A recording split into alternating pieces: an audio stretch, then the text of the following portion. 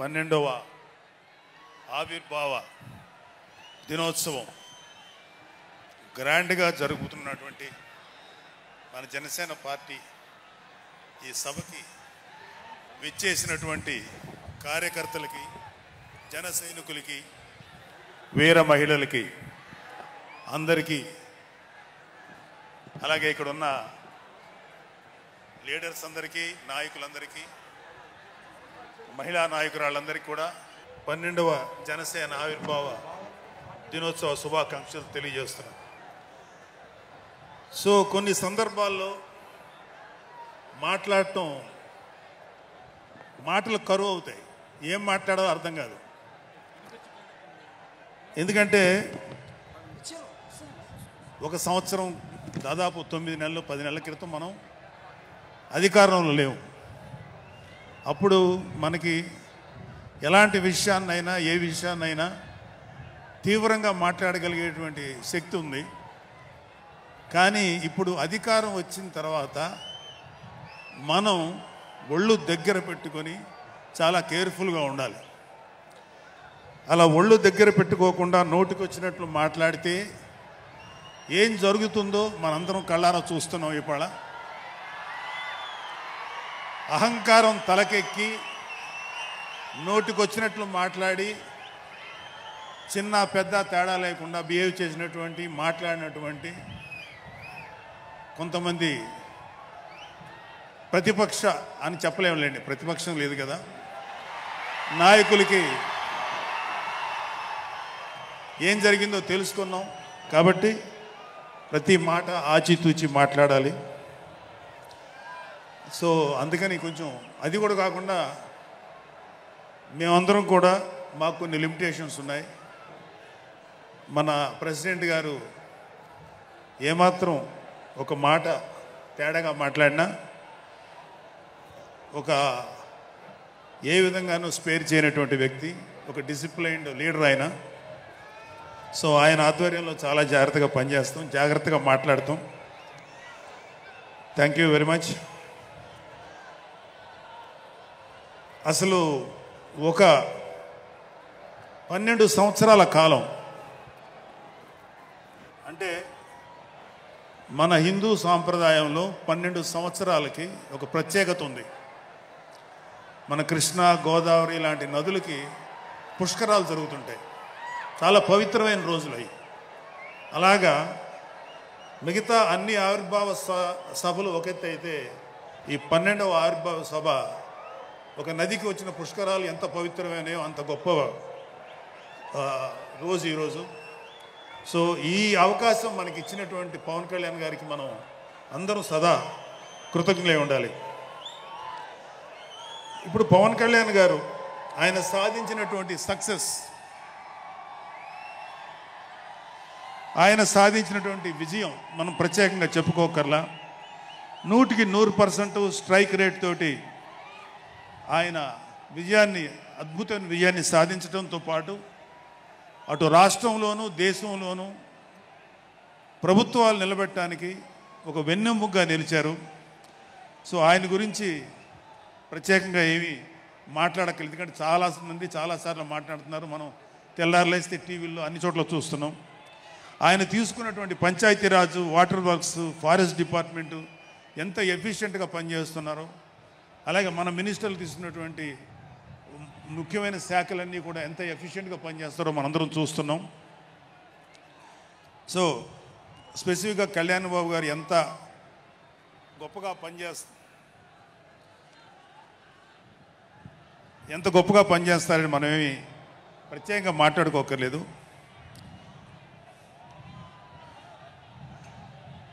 So అయితే ఎన్ని మాట్లాడినా ఒక విషయం అయితే మనం మాట్లాడుకోవాలి. ఒక సినిమా స్క్రిప్ట్ కానీ, ఒక ఉపన్యాసం కానీ, దానికి కొన్ని లక్షణాలు ఉంటాయి. అంటే ప్రతి స్పీచ్లోనూ ఒక హీరో, అంటే ఒక సినిమాకి చెప్పిన ఒక హీరో, ఒక విలను, ఒక హీరోయిన్, ఒక హాస్యగాడు, ఇలా ఉంటారు. సో మనం వైసీపీ హాస్యగాళ్ళ గురించి చెప్పుకోకుండా ఈ స్పీచ్ని ఎండ్ చేయలేం. ఎందుకంటే జగన్ లాంటి హాస్యనటుడు కనే కళల గురించి మీకు చెప్పాలి. ఆయన ఎలక్షన్స్ అయిపోక ముందు నిద్రలోకి వెళ్ళారు. ఇప్పటికి నిద్ర లేవాలి. అప్పుడప్పుడు నిద్రలో లేచి కలవరిస్తుంటారు. మొన్న కూడా ఒక మాట చూశారు. కళ్ళు మూసి తెరిచేలోగా 9 నెలలు అయిపోయినాయి, ఇంకెంత, ఇంకాసారి కళ్ళు మూసి తెరిచేలోపుగా 5 ఏళ్ళు అయిపోతాయి, ఆ తర్వాత అధికారం మాదే అని ఆయన మాట్లాడుతుంటే అంతకన్నా ఏ హాస్యగాడు కూడా అంత అద్భుతంగా చేయలేడు. అంత అద్భుతంగా హాస్యం చూపిస్తున్నారు ఆయన. కానీ ఆయనకి నా సలహా ఏంటంటే, సార్ మీరు నిద్రలోనే ఉండండి, అప్పుడప్పుడు కలవరించండి, తప్పులేదు. ఇంకొక 20-30 ఏళ్ల తర్వాత మీరు కల్లో నుంచి బయటికి రండి, అప్పుడు దాకా మిమ్మల్ని ఎవ్వరూ డిస్టర్బ్ చేయరు. ఇది నాకు మనస్ఫూర్తిగా నేను మీకు ఇచ్చే సలహా. మీరు 20 ఏళ్ల తర్వాత మేలుకోండి, ఆ తర్వాత మీ ఇష్టం. మేమైతే 20 ఏళ్ల దాకా మిమ్మల్ని హ్యాపీగా పడుకోమనే సలహా ఇస్తున్నాం. సో ఆంధ్రప్రదేశ్లో పవన్ కళ్యాణ్ గారి యొక్క చొరవతోటి ఏర్పాడైనటువంటి ఈ కూటమి ప్రభుత్వం ఎన్ని చోట్ల ఎంత పెద్ద సక్సెస్ అయిందో, ఎంత 164 సీట్లు సాధించే దిశగా ఆయన ఎంత కష్టపడ్డారో మనందరికీ తెలుసు. అయితే మా అదృష్టం ఏంటంటే ఇక్కడ పిఠాపురంలో జరుగుతుంది కాబట్టి పిఠాపురంలో ఎలక్షన్స్ ఎలా జరిగినాయో ఒక 2 మాటలు చెప్పకపోతే, నేను పిఠాపురంలో పనిచేసి పిఠాపురం అభిమానుల యొక్క అభిమానాన్ని చూరుకున్న పవన్ కళ్యాణ్ గారికి, అలాగే పిఠాపురం యొక్క జనసైనికులకి, పౌరులకి నేను కృతజ్ఞత చూపించినట్టు అవుతుంది. సో వాళ్ళ కోసం ఈ 2 మాటలు మాట్లాడుతున్నాం. సో పవన్ కళ్యాణ్ గారు పిఠాపురంలో మమ్మల్ని పనిచేయమన్నారు. అంటే నన్ను, మా ఫ్రెండ్ అజయ్ గారిని, అలాగే మర్రెడ్డి గారిని, రత్నం గారిని, శంకర్ గౌడు, మహేంద్ర, పంచకర్ల సందీపు, ఇలా మాకందరికీ పిఠాపురంలో పనిచేసే అవకాశం ఇచ్చారు. మేము పని మొదలెట్టిన తర్వాత మాకు అర్థమైంది ఏంటంటే, పవన్ కళ్యాణ్ గారికి ఆల్రెడీ ఇక్కడ విజయం ఖరారైంది. మనం ఓన్లీ పని చేస్తున్నట్టుగా ఉండడమే తప్ప మనం కొత్తగా చేయాల్సిన పని ఏమీ లేదు అని చెప్పి నాకు అర్థమైంది. నాకే కాదు మా అందరికీ అర్థమైంది.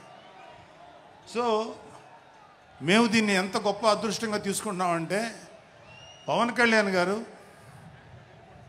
మీరు పని చేసేసేటువంటి మేము ఇక్కడ ఏదో పని చేసాం అనే తృప్తి మాకు ఇవ్వటం కోసం ఆయన ఈ మమ్మల్ని అపాయింట్ చేశారు తప్ప ఆయన గెలుస్తారన్నది, ఆయన అఖండ విజయం సాధిస్తారని ఆయనకు ముందే తెలుసు. కానీ ఆ సాటిస్ఫాక్షన్ మాకు ఇవ్వటం కోసం మాకు ఈ అవకాశం ఇచ్చారు. అయితే అది మా అదృష్టంగానే ఫీల్ అవుతున్నాం. చంద్రుడికో నూలు పోగులాగా ఆయన పడిన కష్టానికి ఒక చిన్న పని చేసామనే తృప్తి అయితే మాత్రం మాకు నిజంగానే ఉంది. అయితే ఇక్కడ పిఠాపురంలో పవన్ కళ్యాణ్ గారు అఖండ విజయం సాధించడానికి 2 ఫ్యాక్టర్స్, 2 ఇంపార్టెంట్ ఫ్యాక్టర్స్. ఒకటి మన ప్రెసిడెంట్ జనసేనాని పవన్ కళ్యాణ్ గారు అయితే, రెండో ఫ్యాక్టర్, నాట్ వ్యక్తి, ఫ్యాక్టర్ పిఠాపురం జనసైనికులు, పిఠాపురం పౌరులు, పిఠాపురం ఓటర్స్. వీళ్ళిద్దరూ లేకపోతే మేము ఏమి చేసినా ఏం ఉపయోగం లేదు. సో మాలో ఇంకెవరైనా సరే పవన్ కళ్యాణ్ గారి విజయానికి నేనే దోహదపడ్డాను అని ఎవరన్నా అనుకుంటే అది వారి కర్మ, అంతకంటే ఏం చేయలేం.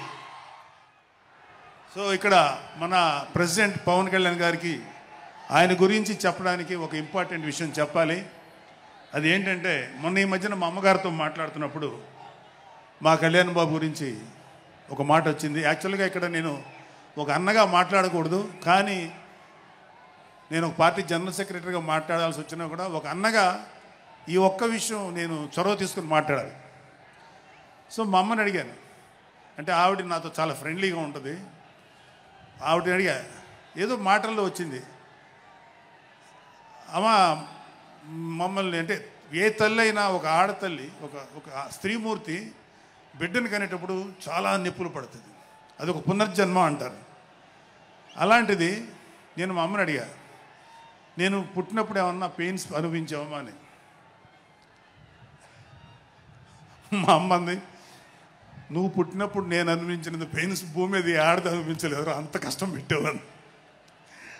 అది మా అమ్మ చెప్పింది నా గురించి. సరే కళ్యాణ్ బాబు ఎలాగా అన్న. గొప్ప విషయం అంటే నేను షాక్ అయ్యా. వాడు పుట్టినప్పుడు నాకు పెయిన్ అనేది కొంచెం కూడా తెలియలేదురా, అలాగా నాకు పెయిన్ లేకుండా పెయిన్ ఇవ్వకుండా పుట్టాడు. ఈ విషయం నేను కొంచెం షాక్ అయ్యా. అదేంటమ్మా కనీసం పెయిన్స్ ఉంటాయి కదా, ఏమోరా నాకు ఏమాత్రం పెయిన్ తెలియకుండా పుట్టాడని. సో నేను ఏమంటానంటే, పుట్టేటప్పుడు కన్న తల్లికి కూడా ఏమాత్రం నొప్పి బాధ ఇవ్వకుండా పుట్టిన పవన్ కళ్యాణ్ లాంటోడు, అలాంటి నాయకుడు ఈ కూటమి భాగస్వామ్యంలో ఉప ముఖ్యమంత్రిగా ఉన్న నాయకుడు ప్రజలకి ఎందుకు బాధలు రానిస్తాడు? వాళ్ళకి ఏ బాధలు కష్టాలు రాకుండా గుండెల్లో పెట్టుకొని చూసుకుంటాడు. అది మనం కళ్ళారా ఈరోజు చూస్తున్నాం. ఇప్పుడు మనం చూస్తున్నది ఆవగింజలో అరవంతు మాత్రమే. కూటమి భాగస్వామ్యంలో పవన్ కళ్యాణ్ గారి భాగస్వామ్యంలో జరుగుతున్న కూటమి ప్రభుత్వం పరిపాలన ఆవగింజల అరశాతమే. ఇంకా చాలా ఉంది. ఇప్పుడు చూస్తుంది just tip of the iceberg. అద్భుతమైన పరిపాలన మనకు రాబోతుంది. రాబోయే 20 ఏళ్లలో ఆంధ్రప్రదేశ్ ఒక స్వర్ణయుగం చూడబోతుంది. ఎందుకంటే ఎప్పుడో స్వాతంత్రం రోజుల్లో కొంతమంది మహానుభావులు పుట్టారు. అలాంటి వ్యక్తి ఈరోజు పుట్టడం, ఈరోజు మన ముందు ఉండటం మన అదృష్టం. అలాంటి వ్యక్తి దగ్గర పని చేయడానికి ఇగో ఈ స్టేజ్ మీద ఉన్న ప్రతి ఒక్కళ్ళం గర్వంగా ఫీల్ అవుతున్నాం. మాకు పదవులు వచ్చినా రాకపోయినా ఆయనకు సేవ చేస్తాం. నేనేమంటానంటే, మీరందరూ తెలుసుకోవాల్సింది, మీరు పవన్ కళ్యాణ్ అంత గొప్పవాడు కండి, తప్పులేదు. రాకపోతే అంతగా అవ్వలేకపోతే ఒక గొప్పవాడికి అనుచరుడిగా మారండి, ఏదైనా మంచిదే. నేను ఆ పని చేశాను. రెండో పని, పవన్ కళ్యాణ్ గారు అంత గొప్పగా నేను అయ్యే దమ్ము లేదు, కానీ ఆయనకి అనుచరుడిగా మాత్రం నాకు అవకాశం ఇచ్చారు. అది నేను చాలా సంతోషపడతాను. ఎందుకంటే ఇవాళ కళ్యాణ్ బాబు లాంటి వ్యక్తి, ఇక్కడ ఉన్నటువంటి మా నాయకులు ఎవరైనా సరే, మేము చూస్తున్నది కేవలం ఒక జనరేషన్ కాదు, రాబోయే 3-4 జనరేషన్స్. అంటే మీరు, మీ పిల్లలు, మీ గ్రాండ్ చిల్డ్రన్ ఎంత మంచి ప్రపంచాన్ని చూడాలి, ఎంత మంచి జీవితాన్ని చూడాలి, ఎంత చక్కటి అవకాశాలు రావాలి అనేటువంటి ఆలోచనతోటే ముందుకెళ్తున్నాం. ఖచ్చితంగా రాబోయే 20 ఏళ్లలో ఇది జరిగి తీరుతుంది. పవన్ కళ్యాణ్ గారు ఒక జనరేషన్ కోసం కాదు, రాబోయే 2-3 జనరేషన్ల కోసం కూడా ఆలోచించగలిగేటువంటి గొప్ప నాయకుడు. ఇంకొక చిన్న విషయం ఏంటంటే, నాకు ఎమ్మెల్సీగా అవకాశం ఇచ్చినటువంటి మన ప్రెసిడెంట్ పవన్ కళ్యాణ్ గారికి నా హృదయపూర్వక కృతజ్ఞతలు. అలాగే నేను ఎమ్మెల్సీ కావటానికి నన్ను ప్రోత్సహించినటువంటి వ్యక్తులు, లేదా నేను ఎమ్మెల్సీగా ఉండాలని కోరుకున్న మీలాంటి ఎంతో అభిమానించే కార్యకర్తలు, అలాగే మా నాయకులు, ఆ రోజు నాకు సపోర్ట్గా వచ్చినటువంటి మా నాయకులందరూ, మనోహర్ గారు, రామకృష్ణ గారు, విష్ణుకుమార్ రాజు గారు, లోకేష్ గారు, వీళ్ళందరికీ కూడా నా హృదయపూర్వక కృతజ్ఞతలు. అంటే దేవుడు అనేవాడు మనం అడిగితే వరాలు ఇస్తాడు, ఖచ్చితంగా వరాలు ఇస్తాడు. కానీ అడగకుండానే వరాలు ఇచ్చేవాడు పవన్ కళ్యాణ్. అతను ఏమని పిలవాలో మీరే డిసైడ్ చేసుకోండి. చివరిగా ముఖ్యమైన విషయం ఏంటంటే, జనసేనకి ప్రాణవాయువు లాంటి వాళ్ళు కార్యకర్తలు, వీర మహిళలు, జన సైనికులు, అభిమానులు. నేను ఒక జన సైనికుడిని అని చెప్పుకోవటంలో ఉండే ప్రైడ్ నాకు ఇంకా ఏ విషయంలో రాదు. చాలా గర్వపడుతుంటాను. సో అలాంటి జన సైనికులకి, మీ అందరికీ మేమందరం అండగా ఉంటాం. ఏదైనా చిన్న చిన్న ఇబ్బందులు తలెత్తినా అవన్నీ సరిచేస్తాం. ఇంకొక విషయం ఏంటంటే, జనసేన పార్టీ ఒక్కటే మీరు ఒక కార్యకర్త స్థాయి నుంచి అత్యంత ఉన్నతమైన స్థాయికి చేరుకోగలిగేటువంటి డెమోక్రటిక్ వాల్యూస్ ఉన్నటువంటి పార్టీ జనసేన. కాబట్టి జనసేనలో ఉండండి, జనసేనని ప్రోత్సహించండి. మీకే కాదు, మీ బిడ్డలకు కాదు, మీ మనవలకు కాదు, రాబోయే తరాలందరికీ జనసేన అండగా ఉంటుంది. మీ అందరికీ మేము ఫుల్ సపోర్ట్ చేస్తాం. మిమ్మల్ని అందరినీ గుండెల్లో పెట్టుకొని చూసుకుంటాం. ఎందుకంటే మా వెనకాల ఉన్నది ఒక శక్తి, దట్ ఈజ్ పవన్ కళ్యాణ్. జై పవన్ కళ్యాణ్, జై జనసేన, జై హింద్.